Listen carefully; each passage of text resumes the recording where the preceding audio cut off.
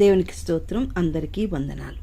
దేవుని అనాదికాల సంకల్పంలో మనలను శుద్ధీకరించు ఆత్మ వెదకి, వెంటాడి, ఒప్పించి, వెలిగించి యేసుక్రీస్తు వద్దకు తీసుకువచ్చినప్పుడు మనం గనక రిపెంట్ అయితే ప్రభువు మనలను రిడీమ్ చేస్తాడు. ఆ తర్వాత రీజనరేట్ చేస్తాడు. ఆ తర్వాత దినదినము మన ఆత్మ శరీర ప్రాణాలను రెన్యూ చేస్తాడు. ఆ తర్వాత ట్రాన్స్ఫార్మ్ చేస్తాడు, అంటే రూపాంతరీకరణ చేస్తాడు. ఆ తర్వాత ట్రాన్స్ఫిగరేషన్, అంటే ఈ మట్టి శరీరాన్ని మార్చి మహిమ శరీరంగా చేసి మధ్యాకాశంలో ప్రభువుని ఎదుర్కోవటానికి అర్హత కలిగేటట్లుగా మారుస్తాడు. ఆ తర్వాత గ్లోరిఫికేషన్, మనల్ని మహిమలో చేరుస్తాడు. ఇవన్నీ మన రక్షణలోని ఆయా దశలు, మొత్తం 7.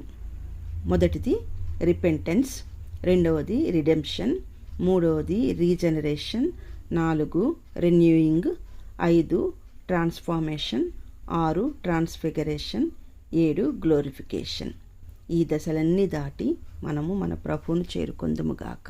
ఆమేన్.